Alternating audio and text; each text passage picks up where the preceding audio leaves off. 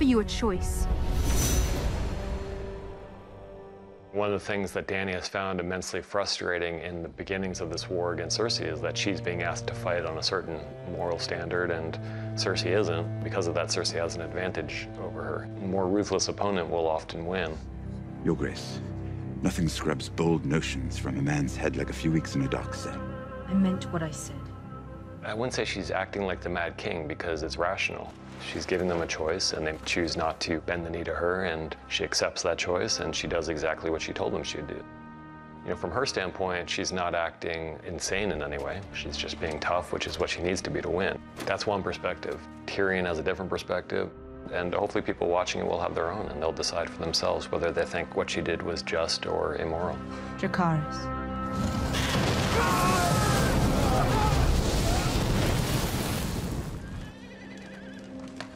Arya is very used to being more clever and more stealthy and smarter than any of the people she's up against, and she hasn't dealt with Littlefinger for a while, so she gets roped into spying on somebody who's actually leading her by the nose to something that he wants her to have.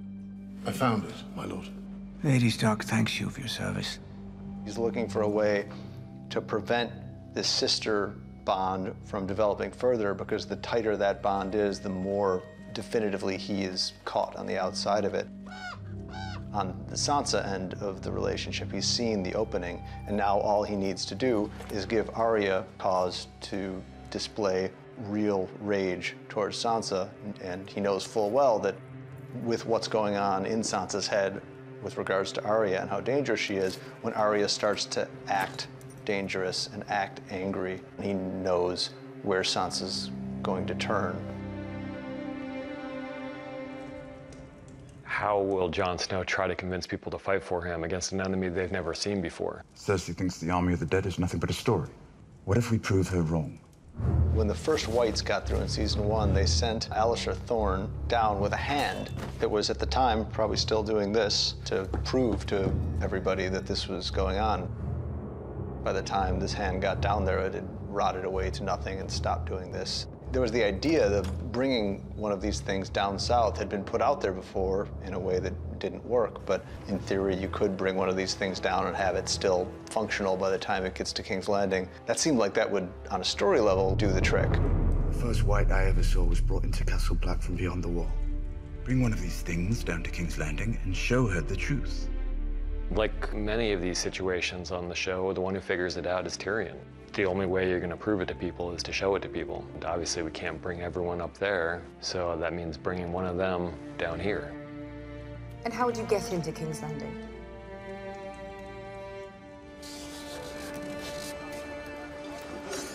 Wasn't sure I'd find you. Thought you might still be rowing. Gendry played an important part in the lives of more than one main character in the show. It wasn't so much a question of whether to bring him back as it was how to bring him back. Given the relationship he had to Davos in season 3, and we ended up with a situation where Davos was the only way Tyrion was going to get to King's Landing to do what he needed to do. We realized that Davos could either be sitting, waiting by the boat, twiddling his thumbs, or he could go and look for the guy who ended up being almost like a surrogate son to him. His role just kind of took shape from there. I'm Robert Baratheon's son, bastard son. He's not going to lie to Jon about who he is, and especially when telling him the truth could help him be a part of things, which is something he's probably wanted very much for the past 3 or 4 years. Sir Davos told me where you're going, Your Grace, and why. Let me come with you. Gendry is a little bit like Jon. I think it's part of the reason they start to like each other relatively quickly is he just wants to be honest, and he's meeting this young man he's never met before who's quite powerful. He's the king of the north, but also they're both bastard sons of powerful men who are friends of each other. We could use the help. The end of 5, where you get the whole team together, within 2 minutes you realize that everybody has a good reason to hate everybody else. It's a real quick enmity ping-pong match between them, and you realize that all these guys are gonna walk out into the wilds of the north together and try to do something extremely dangerous.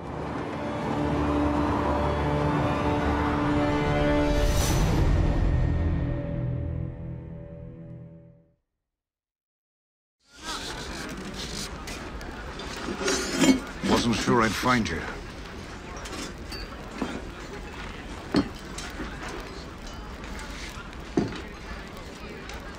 Thought you might still be rowing. Looked in shops, taverns, brothels. Should have known to come straight to the Street of Steel. Aren't you worried about the gold cloaks? Haven't been here in years. Why should they recognize me? Sometimes I hardly do. Nothing fucks you harder than time.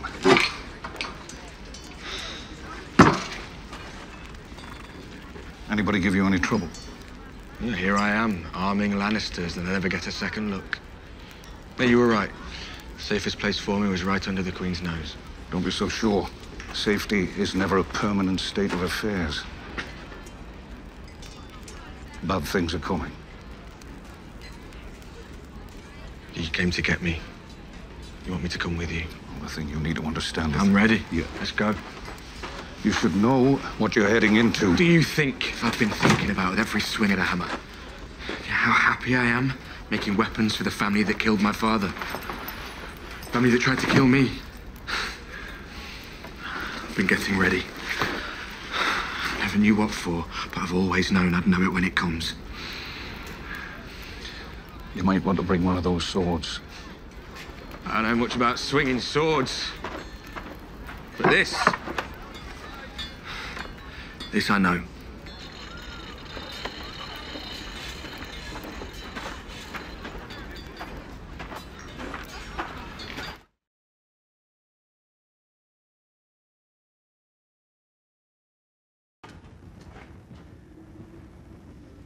I'll leave you to it. When they finally meet, it's a really interesting, beautifully written scene.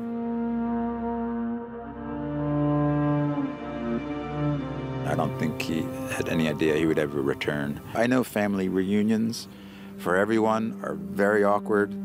Everybody has the drunk uncle or the mean grandmother or whatever it is. I don't know your life, but let's just say the Lannisters are a complicated bunch. I needed to see you. And I knew you'd never agree to meet. He doesn't know what to expect, really. He doesn't expect a warm welcome, that's for sure. I thought I'd surprise you by hitting Casterly Rock.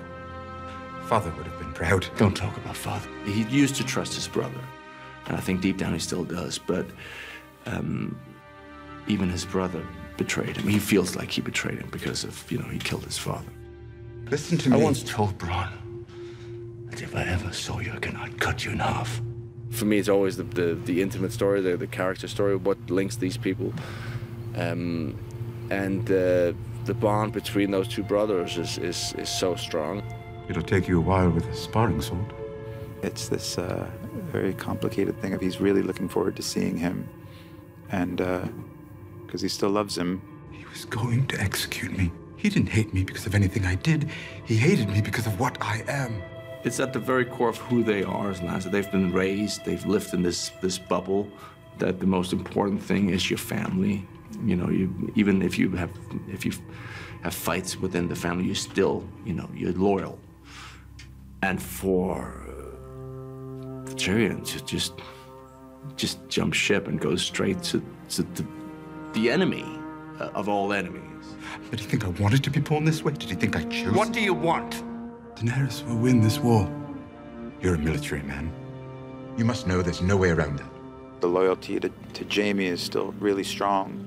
The show's a lot about loyalty and how it manifests.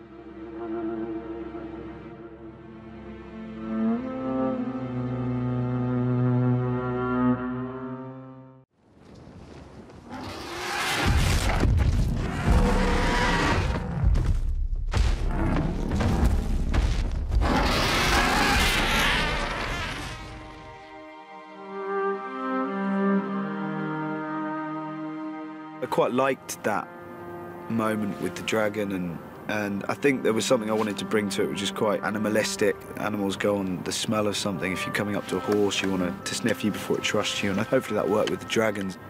If you show quite a vicious animal fear, it will jump on that, but if you show it bravery, then it will respond in a different way. She sees his interaction with her dragons, and it's an attractive quality for her. They're beautiful, aren't they? Wasn't the word I was thinking of, but yes, they are. Busted. Me and Jon Snow just chilling on a cliff by ourselves. No, you know, don't read into it.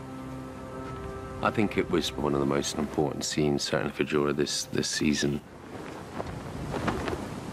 You're great. She told him to go find a cure, and of course he did. It's Ser Jorah. Like, what else is he gonna do? Go and mope? No.